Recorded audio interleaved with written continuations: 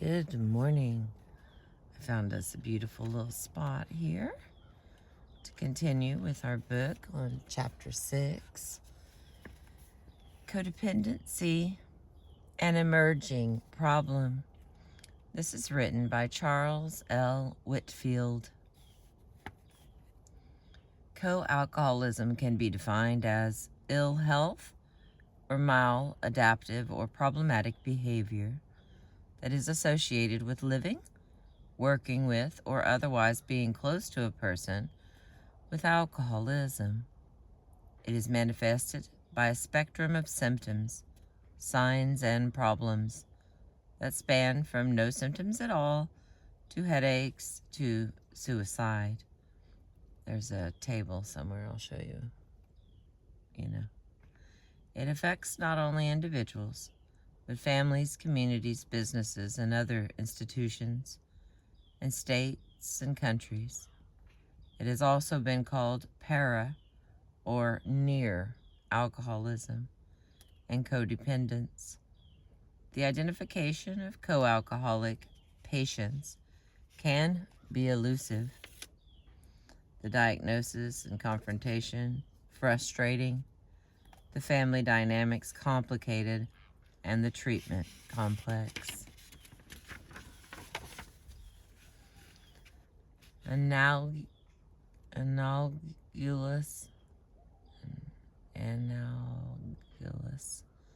to other chronic illnesses, as alcoholism progresses in one family member, the other members repress their feelings and learn to react with survival behavior. Each member builds a wall of behavioral defenses to cover the painful core of repressed feelings. These emotional ramparts follow a common pattern, starting with the alcoholic and the chief enabler, who is often the spouse, a parent, or a child. A lot of birds moving this morning. I don't know if you can see them. The water's pretty and the sky is beautiful. Thank you again for being with me. At first, the co-alcoholic may see the active alcoholic's inconsistent and inappropriate behavior as either normal, for example, everyone needs to blow off some steam once in a while, or due to another problem. Like, with those job pressures, anyone would drink. Eventually, the alcoholic begins to project his or her pain onto others. As a result, these others often feel hurt, self-doubt, shame, inadequacy, and guilt. Those who are most distant from the alcoholic frequently react by becoming even more distant and thus avoiding the alcoholic. However, those who are closer commonly react by accepting the blame and then attempt to remedy the situation by trying to control the person's drinking and negative behavior. Common pattern while the alcoholic is drinking is that he or she accuses or blames the co-alcoholic when he or she is not drinking. The co-alcoholic accuses or blames the alcoholic. And then here's this table. See if we can make it happen in the dark. I mean, it's pretty light here. Okay, let's see. What do we got here? Can we see it? I'm still gonna read it to you, as I always do. Okay, make sure we get all of our light. Come back to me. There we go. Okay, here's the table 6-1. Examples of manifestations of co-alcoholism in patients and clients, children and adults. The behavioral or psychological symptoms such as anxiety, depression, insomnia, hyperactivity, or aggression. The next one is functional or psychosomatic illness. The next is family violence or neglect. And the last, alcoholism or another chemical dependence of drug problem. And the next one is in the helping professional. We have failure to make the diagnosis of alcoholism, failure to treat alcoholism as a primary illness, treating the alcoholic with long-term sedatives or minor tranquilizers, treating the co-alcoholic with sedatives or minor tranquilizers. And the last section, in society at large. These are the examples of manifestations of co-alcoholism. Not confronting relatives, friends, and colleagues who are inappropriately intoxicated. Placing a positive social value upon those who drink. Stigmatizing those who are alcoholic or who do not drink. All right, that's the end of the chart. And we roll on. Here, train coming. These close people become unwitting enablers of continued drinking out of care, concern, a lack of knowledge, and repression of feelings. Hang on, I gotta have a sip. No coffee this morning, friends. Okay. This enabling is accomplished by the unconscious use of the same defense mechanisms that are active in the alcoholic, which are denial, repression, rationalization, projection, grandiosity, and others. These are defenses used to some degree by everyone. However, their use becomes exaggerated due to the increased stresses and double binds of having to live with an actively drinking person in an already enabling society. Unable to ventilate his or her feelings and unable to see any way out of the predicament, the co-alcoholic often develops one or more of a wide variety of psychological, physical, or social illnesses or maladaptive behaviors, which are the things from the table I just read you. Even the children of alcoholic parents often develop one or more of these problems, which they commonly carry into adulthood. Many co-alcoholic people come from a family of origin in which alcohol has been a problem. The moderately to severely impaired co-alcoholic person can be viewed as having his or her own addiction. This addiction is in trying to control the drinking person's behavior, and it is characterized by repeatedly attempting to protect, control, and or change the drinker, even though they are usually unsuccessful. Now, paradoxically, as the drinker gradually loses control and power over his drinking and his life, he wields more and more power over those people close to him. There is a gradual loss of individualization by each family member, which is replaced by enmeshment of the family. That's the first time we've hit that word, enmeshment. If you find you have yourself some time, it is spelled E-N-M-E-S-H-M-E-N-T.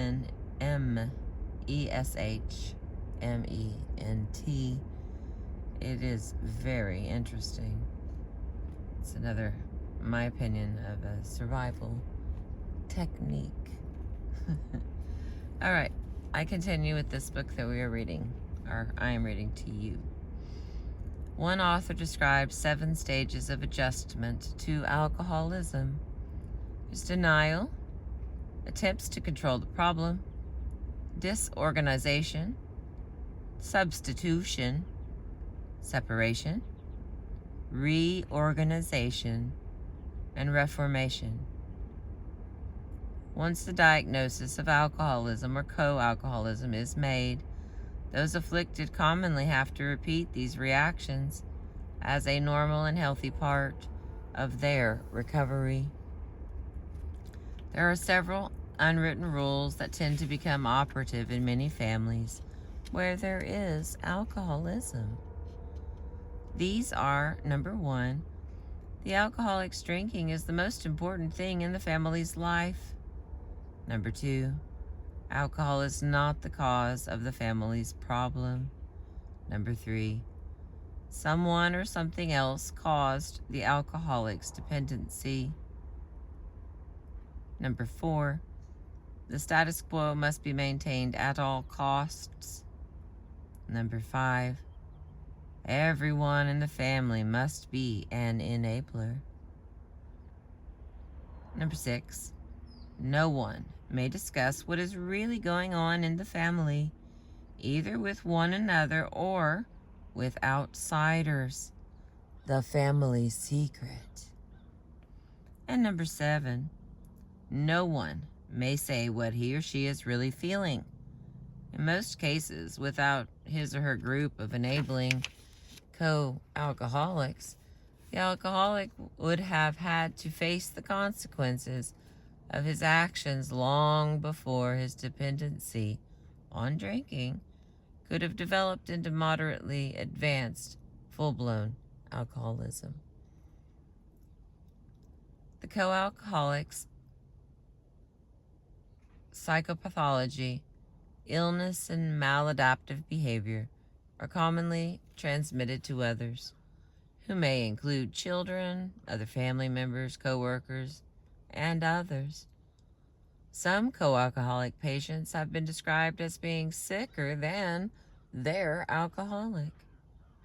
It is not uncommon to see such family members with major psychiatric illness or debilitating physical illness, which is largely secondary to their co-alcoholism. You see, like alcoholism, co-alcoholism is a progressive illness.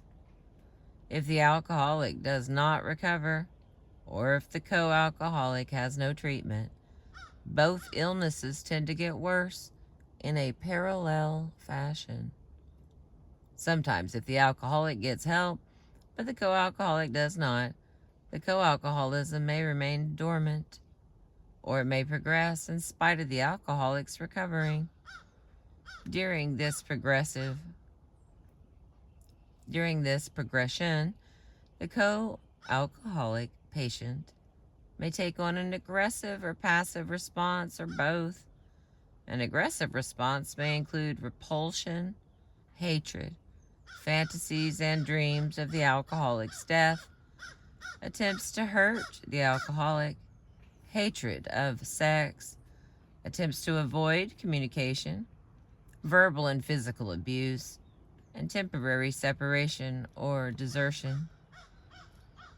A passive response may include hiding feelings, withdrawal, extended crying, obsession with cleanliness or work, bargaining prayers, and giving all love and attention to the children, phobias, anxiety disorders, and developing symptoms which may get the alcoholic's or others' attention. However, these responses are nearly always ineffective and tend to promote further progression of the co-alcoholism. Similar ineffective aggression and passive behavior is commonly seen among others close to alcoholics, including friends, co-workers, supervisors, administrators, helping professionals, law enforcement workers, and politicians. It may be that co-alcoholic men take on a more aggressive response and that women take on a more passive response. As an example, men tend to leave their alcoholic wives sooner than women tend to leave their alcoholic husbands. Well, that was really summing it up. All right. Got a few more pages here. Making the diagnosis. When a patient presents any of the manifestations listed in Table 6.1, it is helpful to ask, have you ever been concerned about the drinking or drug use of anyone close to you? If the answer is yes, or if the patient is vague or doubtful, one can administer the family drinking survey, which is end of article, whatever that means. One can also ask the prospective co-alcoholic to answer the questions truthfully on the Michigan Alcoholism Screening Test, as though the questions were addressed to the potentially alcoholic person to whom he or she is close. A positive score on either test is a strong indication of co-alcoholism.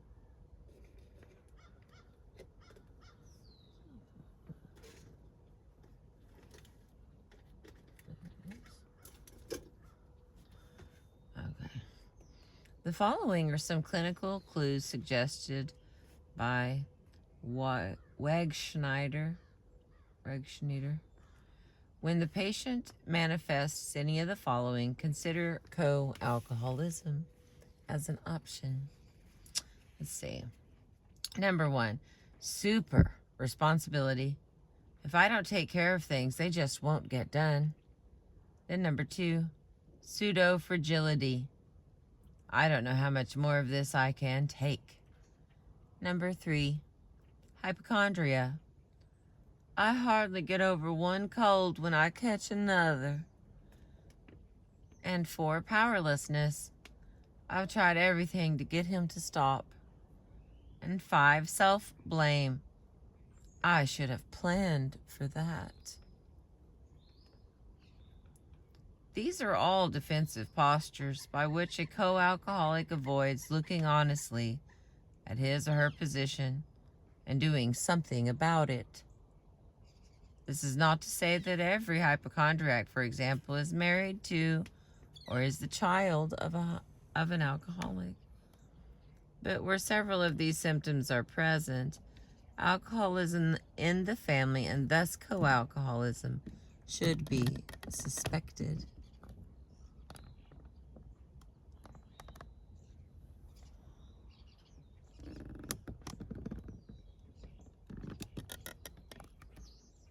There comes the sun. I'm trying to get it for us. Okay. Any alcoholic's family member, other close personal friend, co-worker, or even a more distant person may become a co-alcoholic. Anyone living with or close to an active alcoholic who is not satisfactorily recovering in Al-Anon or by some other treatment can be presumed to be co-alcoholic. For those whose close person is dependent upon a drug other than alcohol, the term co-chemical dependent can be used. While co-alcoholism should be considered in the differential diagnosis of the complaints in Table 6.1, other possible etiologies should be ruled out in an appropriate fashion. A patient can also have a dual or multiple diagnosis of co-alcoholism and one or more other conditions, including alcoholism. Good morning. Good morning, pretty bird. Thanks for being quiet. All right. He had to come check on me, see if he's going to have to scream at me or not. All right. A patient can, yes. Even if the alcoholic stops drinking, there is a need for the co-alcoholic to get treatment. Otherwise, the co-alcoholic continues to try to control, and it becomes ill or becomes a scapegoat. All right. Now we're on to page 52 here in chapter 6 from this book titled Co-Dependency. This one says, the role of the helping professional. You know what? I need a drink. Underlying and feeding The vicious cycles of alcoholism and co-alcoholism are ignorance and denial on the part of the victims and the rest of society. Until these factors can be corrected, it is likely that alcoholism and co-alcoholism will remain a pervasive problem in this country and in this world. It is estimated that there are about 10 million alcoholics in the U.S., and that for every alcoholic there are from 3 to 5 people seriously affected by being around the alcoholic, or between 30 and 50 million co-alcoholics. Some alcoholics are in the same families, and thus these figures might be lower for co-alcoholics. There's the sun.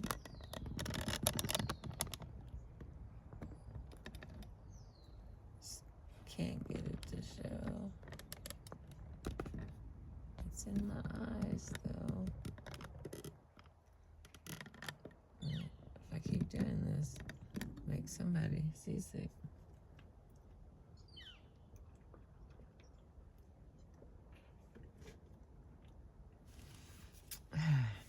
Still no coffee. All right. What did I do? These 30 to 50 million people often develop symptoms severe enough to seek help. Unfortunately, many helping professionals are not trained to recognize, manage, or even refer these patients appropriately. The helper often treats the symptom without addressing the co-alcoholism itself. For example, the physician may prescribe a sedative, hypnotic, minor tranquilizer, or an antidepressant drug without carefully evaluating the person's life situation. Or he or she may launch into an extensive and expensive medical or psychological workup. Or the psychotherapist may treat the psychological symptom or sign with intensive psychotherapy or behavioral therapy. Or the social worker, lawyer, clergy, or other helping professional may address the more external problems and not even the co-alcoholism. By doing so, the helper is unknowingly acting as an enabler of continued co-alcoholism. Most helping professionals are not adequately taught in their professional schools about alcoholism, the enabling process, or their treatment. These can be called the untrained or untreated professionals. And then we are going to define what an untreated professional is. The untreated professional, a concept in the field of chemical dependency which has gained recognition, is that of the untreated professional, defined as a helping professional, like a supervisor or administrator, who is also a co-alcoholic and who has not had treatment specifically for that. The dynamics are the same as those for all co-alcoholics. However, a major difference is that the untreated professional can spread the illness of co-alcoholism to many more people and can, under the guise of, helping, actually harm them. Since nearly all untreated or untrained people in the general population are to some degree co-alcoholic, even though they are not now or have not been in the past closely related to or associated with an alcoholic. A common and important variation on the untreated professional enters the picture. The professional who has not been trained in the modern skills of alcoholism or chemical dependency recognition and treatment, or the untrained professional. I estimate that today, conservatively, 80% of all helping professionals remain untrained in this crucial area. A major reason for this fact is that the faculty and administrators of their professional schools are themselves untrained and or untreated professionals. This disease deceives them into thinking and saying that they are teaching what needs to be taught about alcoholism or chemical dependency. Thus, they continue spreading their own lack of knowledge and skills to the many thousands of their students, who then go out and deliver incomplete or inadequate help to their patients and clients, and the vicious cycle continues. Another term for the untrained or untreated professional is the professional enabler, whom Wegschneider further describes as any helping professional who engages in the same kinds of dysfunctional behavior as the family enabler, as in denial, avoidance, covering up, protecting, taking responsibility for someone else, either the dependent or another family member. He may not realize that helping, in the normal sense of the word, that is trying to fix things, is not helpful in this situation. It will only prolong the problem. And the next part is the institutionalization of an illness. Co-alcoholism commonly occurs among people working in institutions, the media, politics, and elsewhere. If alcoholism and co-alcoholism are unchecked, they breed negativity for everyone that they touch, and we need to know how to handle them. The following is an example illustrating such a problem area. A medical school associated dean was blocking the delivery of teaching about alcoholism as a disease, including the production of teaching materials. He did this for about 2 years, causing much difficulty for the 2 faculty members who were teaching the material. When asked why he blocked the teaching, he would reply that it was because the teachers were not following the rules of the medical school. The other deans and administrative staff supported him. It was later discovered that he was an active alcoholic. Most of his peers knew he was a heavy drinker, but they denied he might have an alcohol problem and that it was affecting his work, and they would not push him into treatment.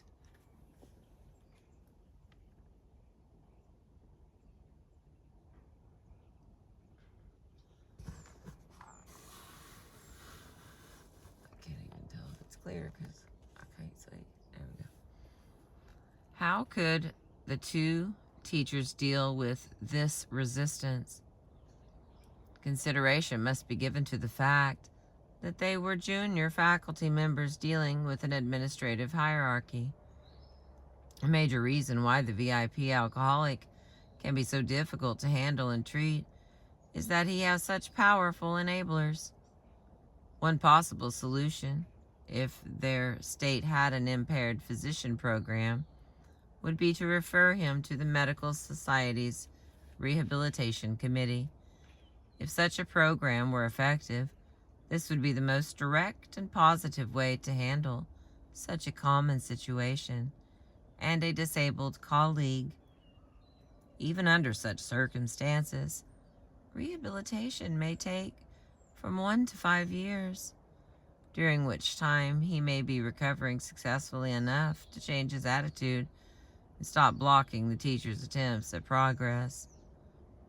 Data suggests that 10% of faculty and administration are active alcoholic or chemically dependent.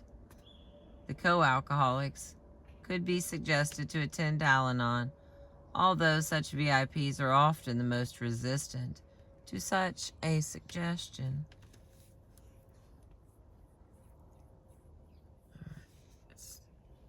Still looks clear, my loves. There are numerous other examples of co-alcoholism among institutions and within political systems. 7 of these follow. Number 1, hospitals refusing to treat alcoholics for their alcoholism while treating them for the medical and psychological consequences of their alcoholism. Number 2, health insurance carriers excluding alcoholism treatment from standard coverage. Treatment is covered only with an extra cost alcoholism rider, and here payment is made only for expensive inpatient and not for less expensive outpatient or residential treatment. Number 3, the criminal justice system spending more money on incarceration and processing of alcohol-related crimes while not developing liaisons with local alcoholism treatment programs, which would probably be the most effective deterrent to criminal recidivism. Number 4, a legal and judicial system neither diverting drunk drivers who are alcoholic into treatment nor prosecuting them. Number 5, schools suspending or expelling students for alcohol-related offenses instead of seeing that they get appropriate treatment. Number 6, a state government collecting $100 million in liquor taxes and allocating $10 million as its total effort in alcoholism treatment. Number 7, the Federal Communications Commission's disallowing distilled alcoholic beverages to be advertised on television, but not wine and beer. A common trend through these examples is the denial that alcoholism is causal of each problem area, and denial that alcoholism is a primary and treatable illness. Ooh, alright, I have another chart for those. There's another one of those. Yay. Charting. Okay, come on. Make it clear. Okay, so here's this chart. I can mostly see it.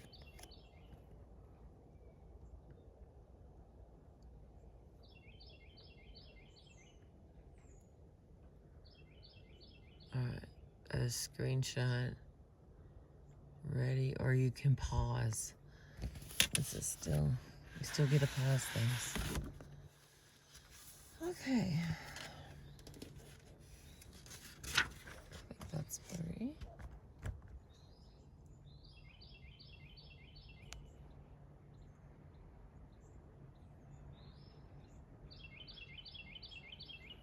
Okay.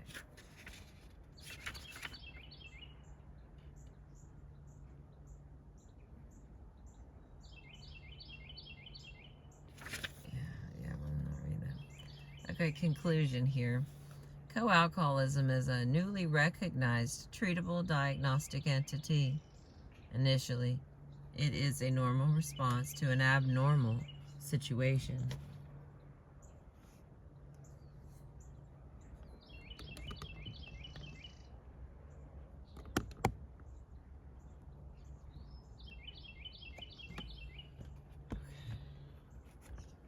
I want to be frank with you. Always makes me laugh. I can't hardly see, so I hope it's clear. And this is the last bit here, so let's try this again. Co-alcoholism is a newly recognized treatable diagnostic entity. Initially, it is a normal response to an abnormal situation. However, it may often lead the individual to become dysfunctional. It is chronic, progressive, and characterized by denial, ill health, or maladaptive behavior, and by a lack of knowledge about alcoholism. While there is little in the literature about it, there appears to be a rational and effective approach to its diagnosis and treatment. The condition needs further research. Co-alcoholism and co-chemical dependence are more prevalent problems than the number of primary addictions. Focusing on this segment, which includes, in addition to family members, most helping professionals, law enforcement workers, politicians, employers, and others could result in a cultural change that would force the alcoholic or other chemical dependent into treatment much sooner. In other words, education of this group could stop the enabling, the cover-up, and the seductive diversion into other treatments, or the promoting of drugs with abuse and dependence potential. Sun in my face, y'all. Okay, there are 29 questions here. It says the family drinking survey. Number 1, does someone in your family undergo personality changes when he or she drinks to excess? Number 2, do you feel that drinking is more important to this person than you are? Number 3, do you feel sorry for yourself and frequently indulge in self-pity because of what you feel alcohol is doing to your family? Number 4, has some family members' excessive drinking ruined special occasions? Number 5, do you find yourself covering up for the consequences of someone else's drinking? Number 6, have you ever felt guilty, apologetic, or responsible for the drinking of a member of your family? Number 7, does one of your family members' use of alcohol cause fights and arguments? Number 8, have you ever tried to fight the drinker by joining in the drinking? Number 9, do the drinking habits of some family members make you feel depressed or angry? Number 10, is your family having financial difficulties because of drinking?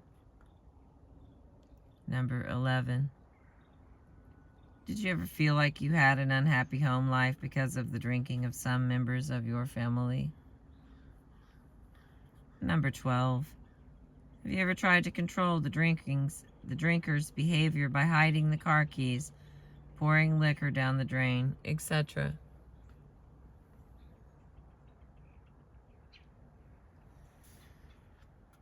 Number 13, do you find yourself distracted from your responsibilities because of this person's drinking? Number 14, do you often worry about a family member's drinking? Number 15, are holidays more of a nightmare than a celebration because of a family member's drinking behavior?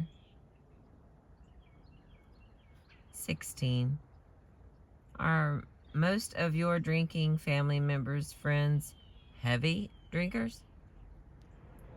Number 17, do you find it necessary to lie to employers, relatives, or friends in order to hide your spouse's drinking?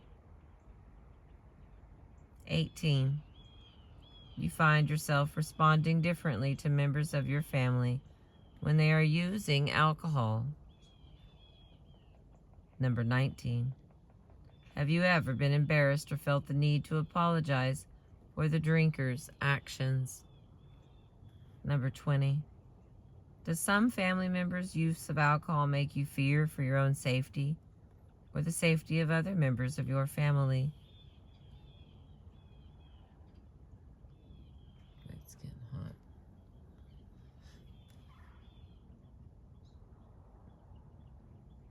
Number 21, have you ever thought that one of your family members had a drinking problem? 22, have you ever lost sleep because of a family member's drinking? 23, have you ever encouraged one of your family members to stop or cut down on their drinking? 24, have you ever threatened to leave home or to leave family members because of their drinking? 25, did a family member ever make promises that he or she did not keep because of their drinking? 26, Have you ever felt sick, cried, or had a knot in your stomach after worrying about a family member's drinking? 27. Has a family member ever failed to remember what occurred during a drinking period? 28. Does your family member avoid social situations where alcoholic beverages would not be served? And the last question, 29. Does your family member have periods of remorse after drinking occasions and apologize for his or her behavior? All right, that is the end of chapter 6. And then I've already added 7 and 8. They're together. It had to do with intimacy. And then I will go back to and finish the rest. Thank you for letting me read to you. You know I appreciate you. This is our book again, just so in case you want to run out and buy it, follow along. Ha ha ha. Here's all these names I'm trying to say. Like, she can't speak. Let's see. But I assume they've written other stuff. This is likely not the only thing. I don't even... Thank you for being with me. It's another beautiful morning. I appreciate you.